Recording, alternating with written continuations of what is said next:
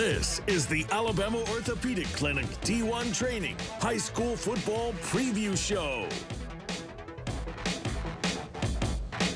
Welcome, y'all. Dan Brennan, along with Tara Reeves, who, of course, does sidelines for us on our high school football game of the week. And this is the Alabama Orthopedic Clinic D1 Training High School Football Preview Show. We are live from D1 Training, and this is quite a place, huh? It sure is. Super fancy. We covered it on NBC 15 and Gulf Coast today, and it is top notch. We're going to be talking with Rich Myers later on in the show, but right now we have to focus on the huge rivalry that is McGill and Spanish Fort. Yeah, we have to really begin to refocus on an entire football season as we kick things off. We had a great 2017, a lot of great teams, a lot of great games that we were able to broadcast, and a lot of great teams down in South Alabama that we get a chance to see week in, week out.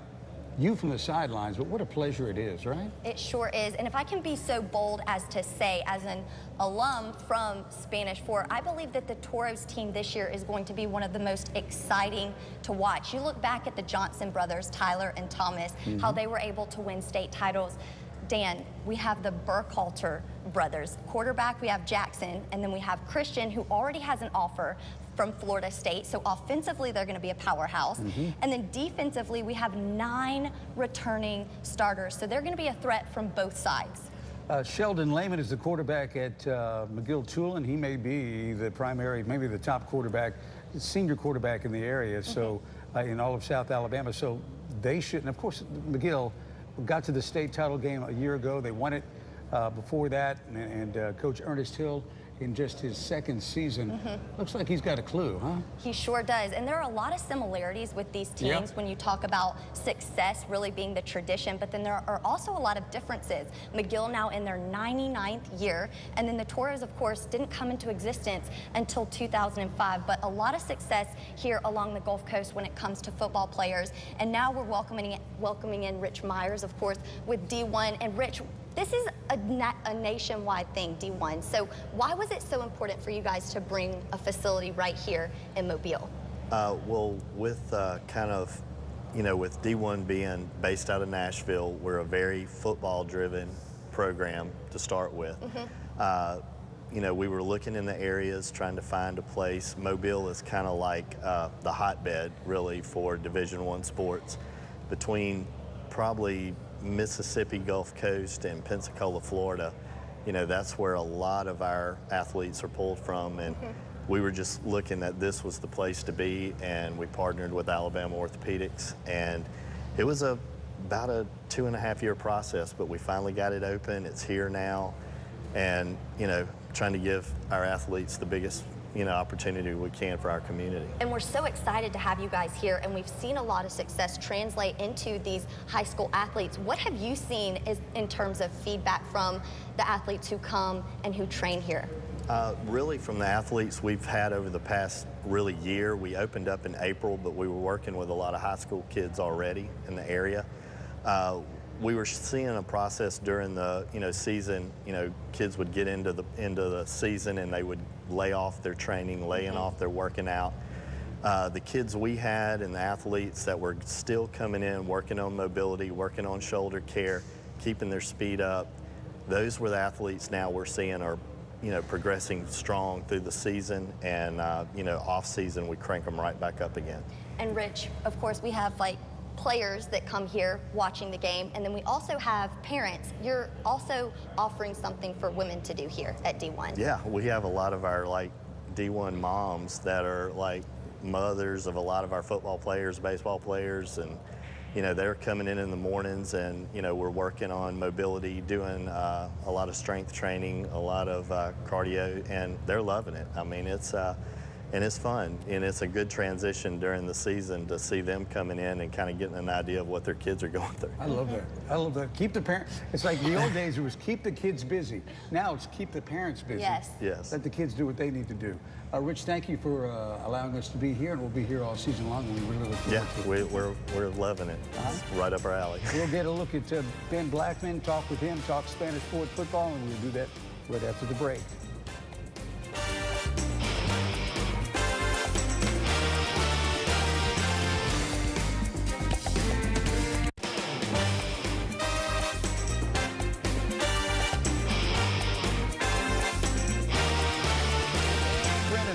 Tara Reeves. Jim Cox is on vacation or under indictment or whatever you want to think at home. Yeah. I guess he'll flag on his talking ability. He'll be back for the ball game. Alabama Orthopedic Clinic and D1 Training High School Football Preview Show. We've got Spanish Fort at McGill tonight, and so a couple of special guests from Spanish Fort, a couple we know pretty well. Coach Ben Blackman of the Toros. And then we have DJ James, of course, no stranger to the camera. No. I try and attack him after games because he's such a standout all the time when we cover the Toros. Great player. We'll talk about DJ's thoughts of his team this year and the game against McGill, and we'll also turn our attention to Coach Blackman.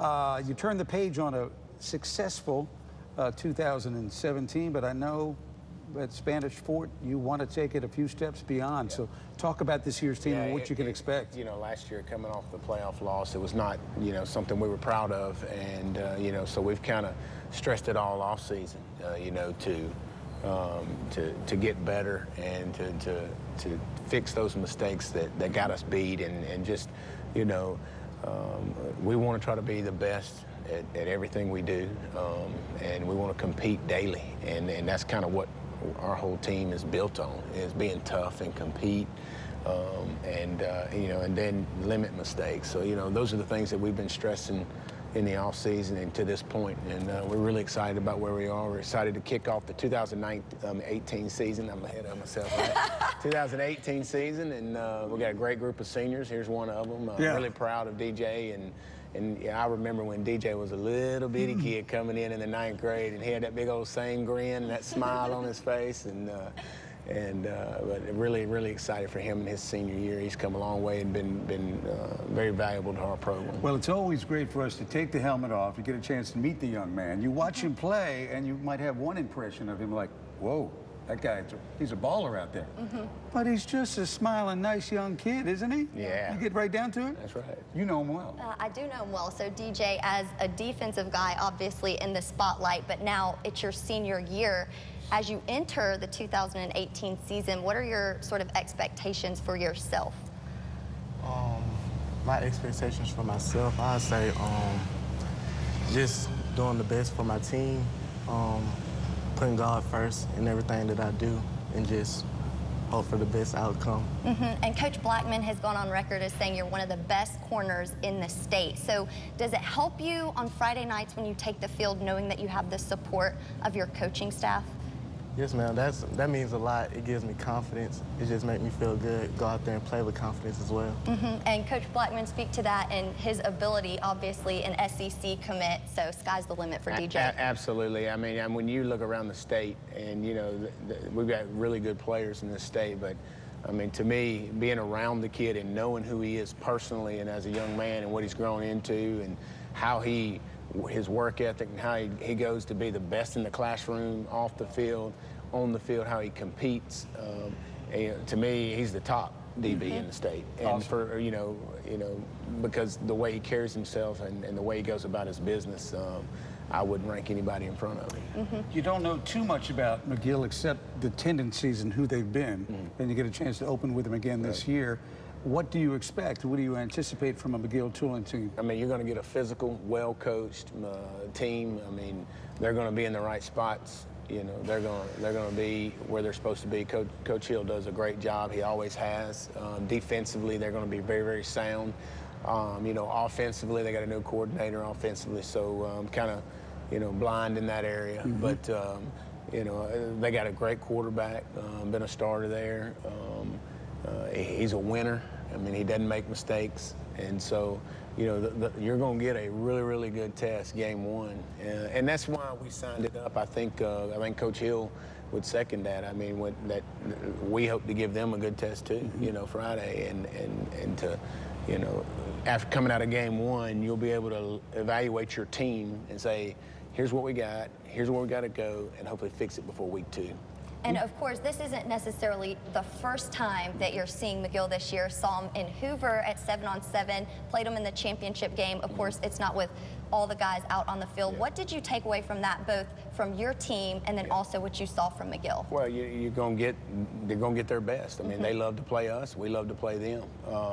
You know, we played them actually 3 times this summer, and you know, it went down to the wire a couple of times, and you know, it was really good for our kids to compete against them, and to, you know, we know what kind of programs they have, they know what kind of program we have, and so it's a great atmosphere when we get together. DJ, is there any other kind of added incentive for you and the Toros, knowing that you are the UTV 44 High School Game of the Week?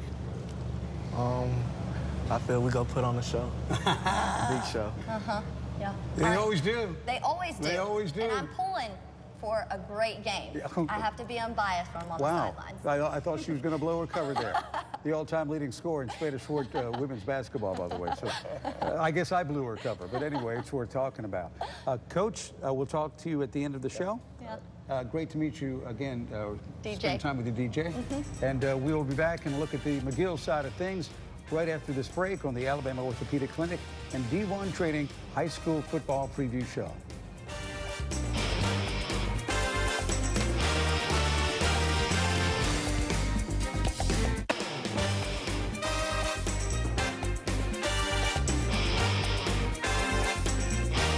That's where we are, Dan, along with Tara, and we're part of the Alabama Orthopedic Clinic and D1 Training High School Football Preview Show. We're at D1 Training, and it's an affiliation with Alabama Orthopedic Clinic. It's quite a place. It is extremely fancy, but not as fancy as these two guys sitting next to us. Well, they're fancy because they're with McGill. They know how to win. Of course, Coach Ernest Hill and quarterback Sheldon Lehman. So it's great to have both you guys here as we get ready for the opening game of the 2018 season. And you can go ahead and maybe make an argument for one game or another, but really when it comes right down to it, I think, Tara, the right pick was made, don't you think? Absolutely. McGill, Spanish Fort, you know that it's going to be two powerhouse teams going head-to-head. And Coach Hill, I'm going to start with you. Of course, you always want consistency when it comes to your players, but as a second-year head coach, you know, first-year jitters kind of out of the way. What's different this year as the head coach leading the Yellow Jackets? Well, anytime you lose a group of seniors like we had last year, it's going to be different. But this group of seniors right here, they are different, but they're coming around, trying to get more leadership from them.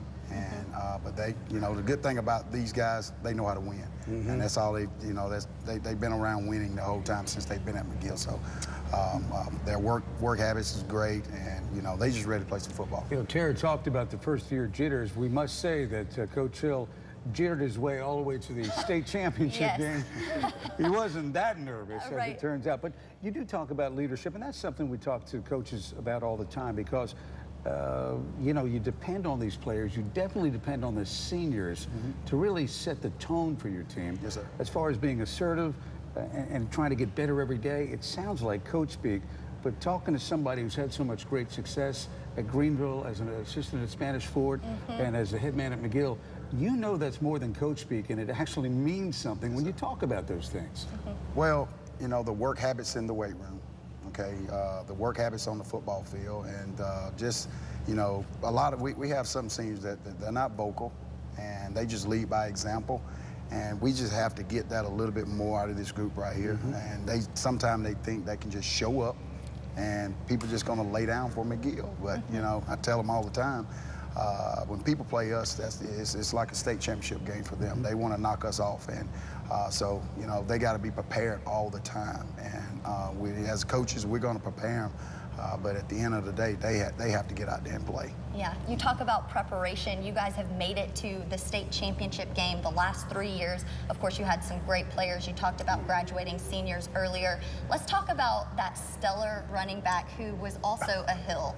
How has it been this season trying to replace your son? Well, we have, you know, we got a group of running backs that, you know, can do some things that he did, but the only thing I miss from him is his leadership. And he didn't let Shelton take plays off. He didn't let the offensive line take plays off. He didn't let the offense take plays off. He stayed on them, and then he, you know, he led, you know, vocally, and he led by example. Yes, do I miss it? Yes, I miss it. But you know, we got other kids that's gonna, you know, fill those shoes. I'm very happy for what we got. C.J. Evans, he's doing a great job for us in fall camp, and we have Reddick Barnes, and we also have Michael Hartley. So I think we'll be okay. You know, it's funny. You got to. We'll talk to Sheldon here in a moment, but put yourself in Sheldon's cleats last year, where he's saying, All right, the Hill guy over on the sidelines is chewing me out. And then the guy that looks just like him with the helmet on, he's chewing me out too. I got nowhere to turn. Sheldon Lehman, congratulations with what's been a great career already. I know you've got a lot of college interest right now committed to Memphis. But talk about being the McGill quarterback, and you know, a guy right here, David Morris, knows something about that you'll see on these broadcasts. Talk about being the McGill quarterback and all that that encompasses and the things that go through your mind in preparing for that job every week. Oh, yes, sir. It's special going out there like 5 days a week with them guys. It's special.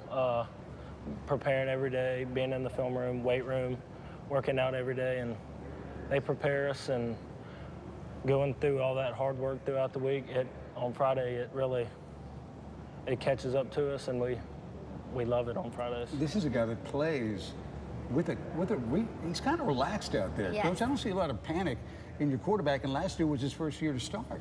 Well, you know, he goes up, you know, in the past, he goes up against a pretty good defense every day, and what he sees at practice. Got it.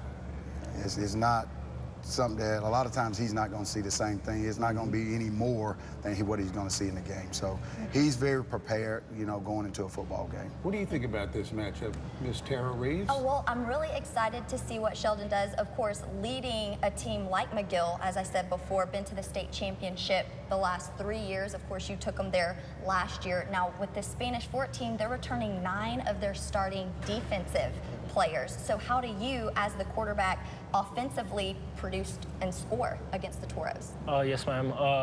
Since I have 9 guys returning, it's easy to go back and watch last year's film to see what they did, and you know, just look back on that game and see what we could do better. And you know, they're going to have their guys, and we'll have ours, and we'll go head to head, and we'll see who's better. I think Sheldon likes his. Yeah. So we'll see how it turns out. We'll get both coaches together, and we'll kind of put a wrap on things here at D1 Training, the Alabama Orthopedic Clinic, D1 Training High School Football Preview Show. My name is Dan Brennan. This is Tara Reeves. One more segment in the books on the way, so hang on. And a big game coming up.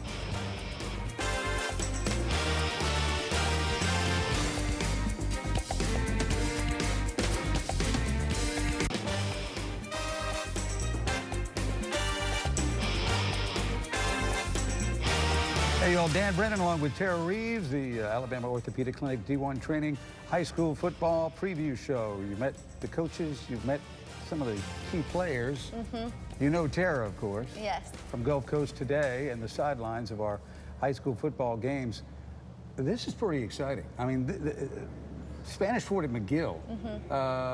You know, that's my vote. Yeah, before we sort of kick off these funny questions, I do have a question, because this is a really fun game to cover, in my opinion. But it's the first game of the season. That's when you sort of set the bar for your team and say, okay, this is where we can grow, this is where we learn, sort of cutting teeth for the 2018 season.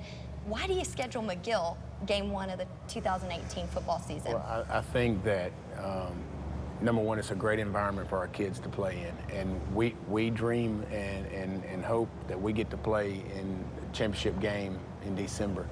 And to get your kids ready, you got to play in games like this, you know, so that when those games do happen, they're used to it. And we know what great job Coach Hill and them do over there at McGill. And I mean, they've been in the state championship in 7A classification the last 3 or 4 years, and we know we want to play that type of caliber of a team to see where we're at. Okay. Yeah.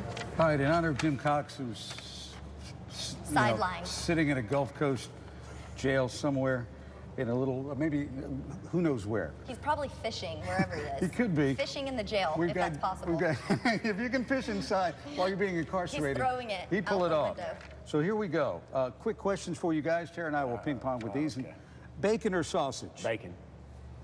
Bacon. Bacon? I'm surprised, because he just had sausage a few minutes ago, and he's going to choose bacon. I'll say turkey bacon. Okay. How about you next here? Okay. How many cups of coffee do you get in the morning? Zip. Really? You just run off coffee. of adrenaline. No coffee. What about energy drinks? No energy drinks. This guy, he's a moral citizen. There you go. About 32 ounces. Okay. That's Same. a good start. Yeah. After a long day of coaching, Yeah. You can't sleep at night. What's keeping you awake? Probably just worrying about our kids personally.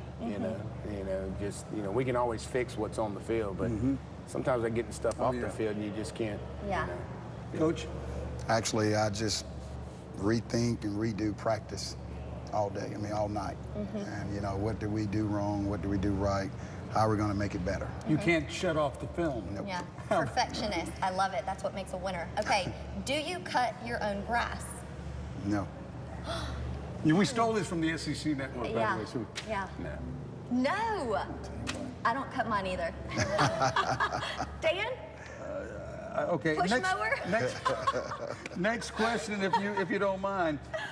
Being a coach, this kind of goes down to what This you were is good. talking. Well, Yeah, both yeah. of you talked about this. Being a coach or being a parent, and what's tougher? I think they're the same. I think you treat your players just like your kids, and you love them, you discipline them, and you at the end of the day, you hope the best for them, and you hope that what you've instilled in that short period of time you have with them in your house, in your gym, whatever, that they learn some things, values that you've instilled in them that they can go on and Pretty much the same. We spend more time with with our players than their parents do in the in season. So we kind of mold those guys, and they're around us every day, and they take our attitude, and they pretty much they're us. Yeah. In certain ways, but like he said, we love them just like they're our own. So. Yeah. We've run out of time, Tara, about the questions, but we could spend a long time with both these guys. Right? In We fact, sure I've had could. the pleasure of doing that. And it is fascinating to watch everything that goes into what a successful high school coach has got to do. Absolutely. And you talked earlier about basketball. Coach Hill actually helped coach me in girls basketball at Spanish Fort. So this guy has been on both sides. Do you feel like that's a benefit, sort of knowing Spanish Fort, having coached there previously? Well, Spanish Fort kids, they're one of a kind. Yeah. Ready to play. They're one of a kind. We're ready to head to the press box and watch you all play. And we're going to do that, so you all stay tuned. Thanks again to Alabama Orthopedic Clinic and D1 Training.